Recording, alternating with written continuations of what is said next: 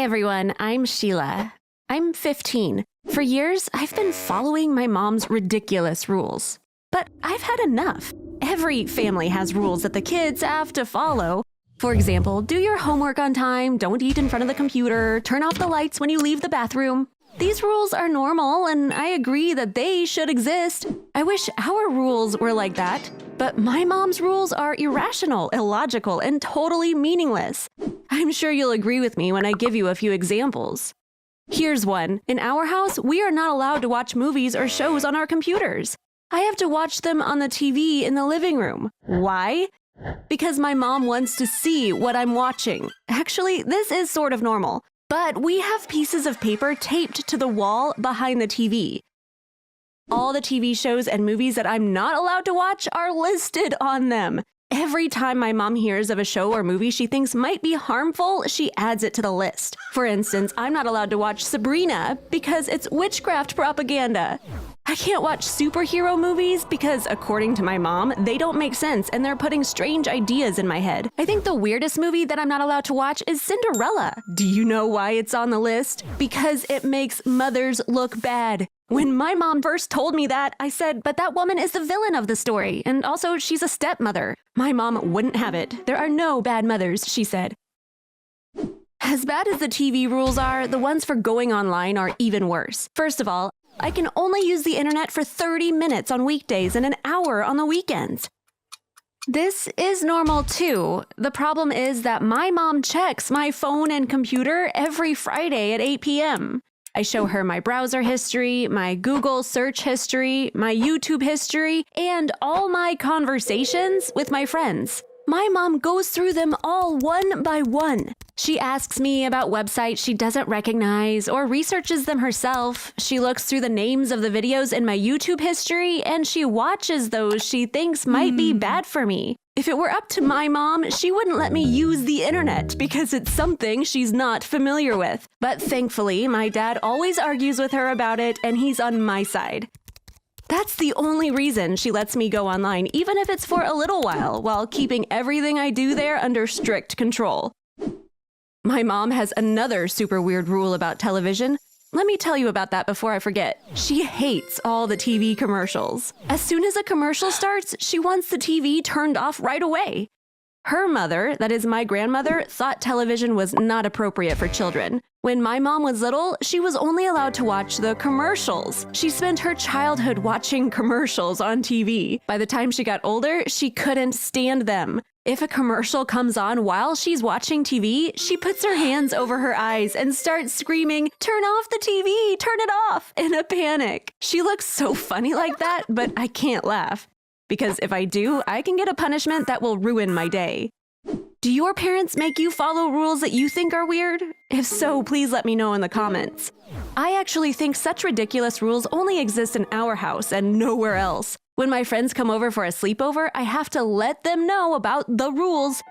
It really embarrasses me to tell them, but I have no other choice. One time, there was a really unpleasant incident. In our house, it is absolutely forbidden to flush the toilet after my mom goes to bed. A friend of mine was staying over for the first time. Unfortunately, I forgot to tell her not to flush. Of course, like a normal person, she flushed the toilet after using it.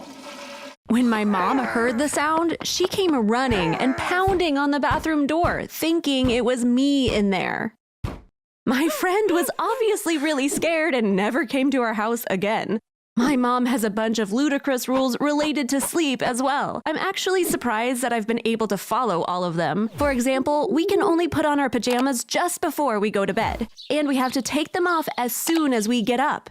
You see, I can't wear my pajamas when I'm not in my bed.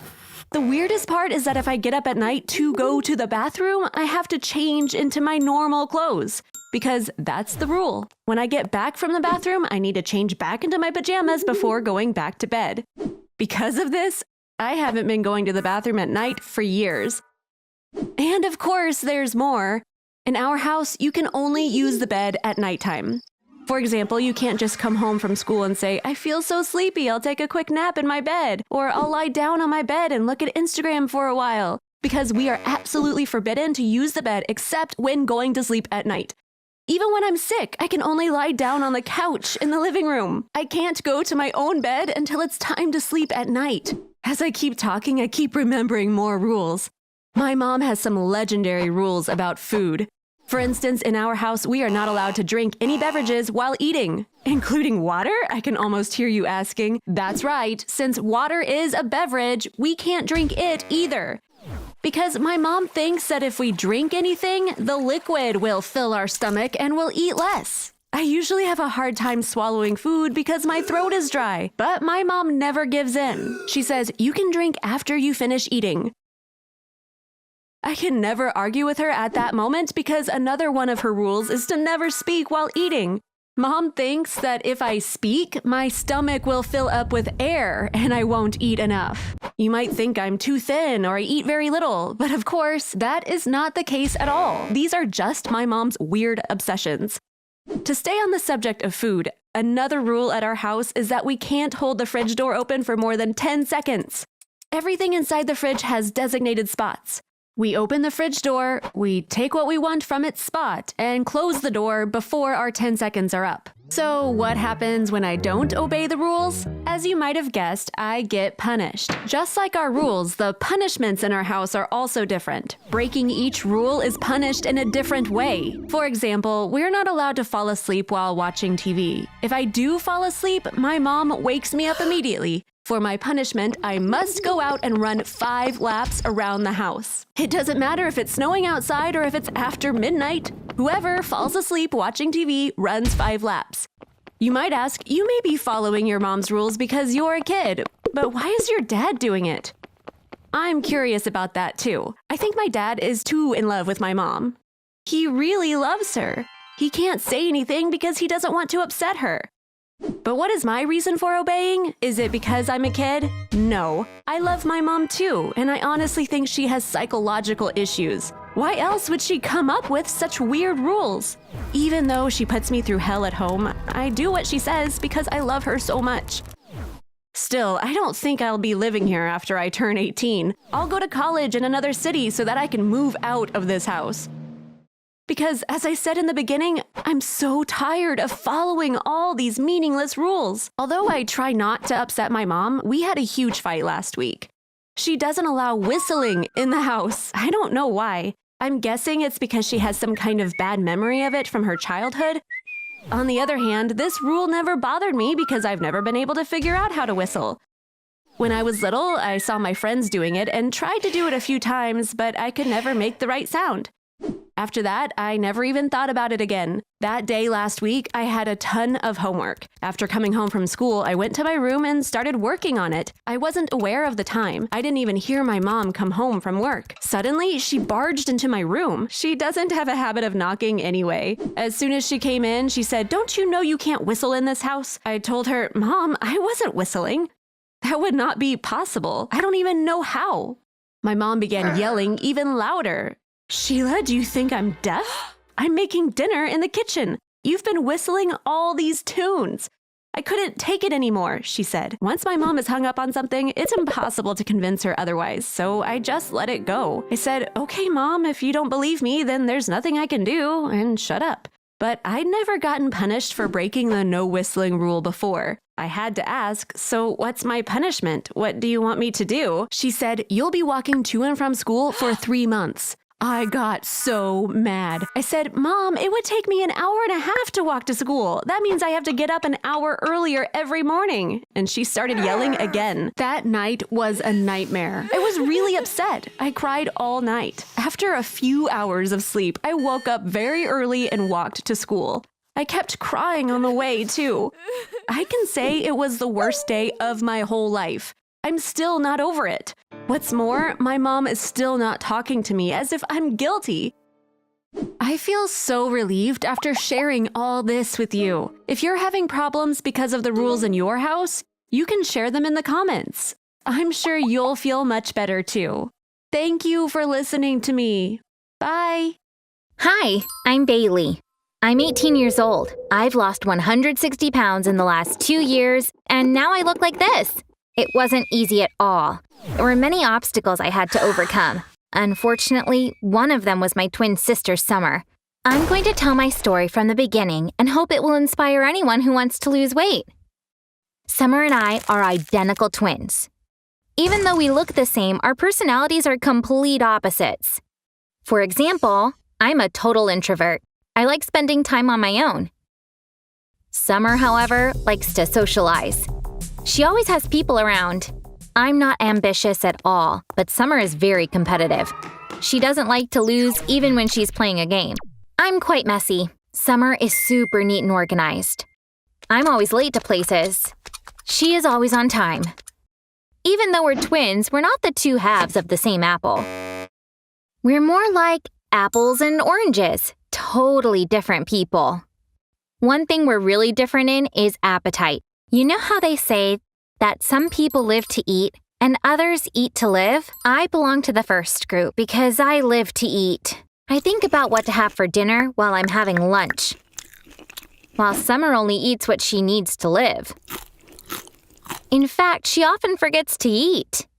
She gets full really quickly, so she's always the first to leave the table. As you can guess, I've been overweight since we were babies, and Summer has been skinny. In primary school, nobody believed we were twins. "Impossible, you can't be twins. You must be 3 or 4 years older," they'd say. I'd like that they thought I was older. I'd piss Summer off saying, "I grew up, but you're still a little girl." When we started middle school, I was really heavy for a kid that age.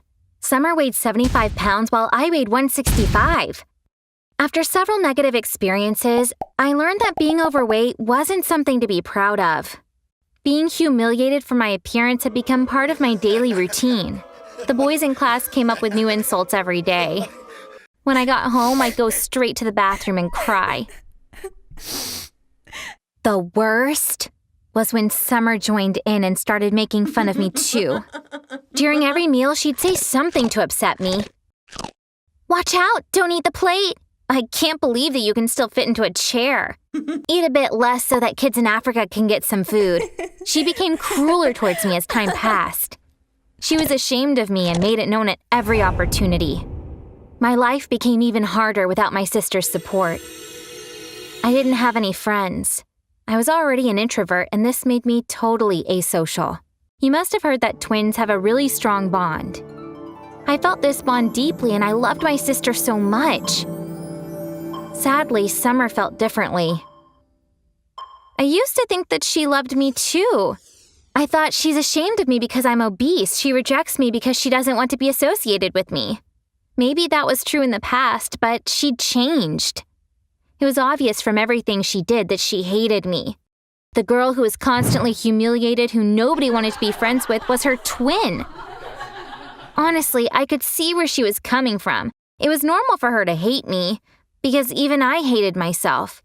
If you had so many issues, why didn't you try to lose weight, you might ask? You're right. I should have lost weight. I knew that. I went on countless of diets from childhood. None of them lasted longer than a day. I'd attack food the moment I got hungry. Now when I look back, I can tell that it was totally normal, because food was my escape. I only felt happy when I was eating. I had a terrible life. If I didn't have the joy of eating, I'd have nothing left. That's why I couldn't stop eating. Actually, I was depressed. Eating uncontrollably was my antidepressant. So how did I manage to lose weight? Remember how I said I'm always late to places? It's hard to believe, but that's how I made the decision that changed my life. Every time I tell this story, first I cry and then I laugh. Let's see if the same will happen now. I was turning 16 that day. Of course, it was Summer's birthday, too. My grandparents were coming over. In the morning, my mom had said, "You need to be home by 5. That's what my mom always does. Every year, she makes our birthday party a surprise. She doesn't mention the party. She just tells us what time we need to be home. For the past 3 years, Summer and I didn't get each other presents. It's like we had a silent agreement. We had stopped buying presents to each other. But this was different. I'm sure Summer didn't remember, but we had promised each other years ago. We were in kindergarten then. One day, "When do you think we'll be adults?" Summer had asked me. We knew that Mom was pregnant with us when she was 18. So if 18 was the age to be a mom, then 16 would be the start of adulthood. This meant our childhood would be over at 16. So we'd need to buy each other adult gifts. And what is an adult gift? Flowers, of course. Dad always got Mom flowers on special occasions. Mom loved them. That meant adults loved flowers. Since we were going to be adults at 16, we decided we should buy each other flowers. We promised that day that we'd buy each other flowers on our 16th birthday. Years passed by and it was time for us to keep our promise. Since I was late to everything, I bought the flower at the last minute. As I was walking towards the subway stop to go home, I realized it was already 4:30. I needed to be home in 30 minutes. I got into the subway with a huge bouquet in my hands. I was used to people staring at me because of my weight. But the stares had doubled because of the huge flowers I was carrying. It was 10 to 5 when I got off the subway. I wasn't going to make it unless I ran. When I started running with my huge body, the stares tripled. I was at the turnstile now. I was going to be away from the staring crowd really soon. I hurried towards the turnstile. Oh my God, I couldn't pass. I was stuck. Yes, I was stuck inside the turnstile. I couldn't go forwards or backwards. The people passing through the turnstile were laughing at me. Some just stopped and started watching me. I began to cry. At the same time, I was trying hard to get away. I was in such a pitiful state. Few people tried to help. A man pulled my hands while a woman pushed from behind. They managed to save me. In that chaos, the flowers got damaged and only the stems were left. I thanked my saviors. I threw away the stems. And I cried all the way home. At home, everybody was waiting for me. I couldn't tell them that I got stuck in the turnstile because I was so ashamed. We blew out the candles. Then guess what happened? Summer held my hands and took me to my room. There was a huge bouquet of flowers on my bed. She hadn't forgotten about it. I couldn't say anything. I just hugged her and cried and cried. The next day was Saturday. I didn't leave my room all day. In the afternoon, Summer came by. "Why didn't you tell me?" she asked. "What?" I said. "This," she said and showed me the video on her phone. Someone had videoed me stuck in the turnstile and uploaded it to YouTube, and the video had gone viral. Almost 250,000 people watched it in a day. I could see clearly how the flowers got damaged thanks to the video. They were trying to get me out of the turnstile. I didn't let go of the flowers despite the chaos. Yet, when I was free of the turnstile, all I had were the stems. It was funny but sad to see at the same time. Now it was Summer's turn to hug me and cry. After this incident, I decided to lose weight no matter what. I told Summer my decision right away. She held my hands. "We'll do it together," she said. We really did it together. I wouldn't have been able to do it without her. One of her friends' mom is a nutritionist. She created a meal plan for me. I had to exercise too, but the important thing was cutting calories. That meant eating less. It wasn't easy to do. Like many things, losing weight starts in the mind. If you start without convincing your mind, it finds a way to trick you. So you can't continue the diet. My suggestion for people like me is to think about all the reasons why they need to lose weight and make a list of them in a notebook.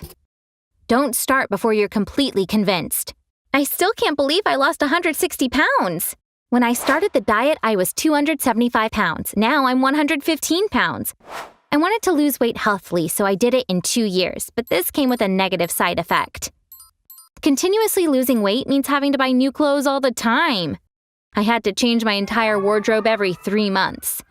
That's, of course, very expensive. Thankfully, my dad really supported me during this process.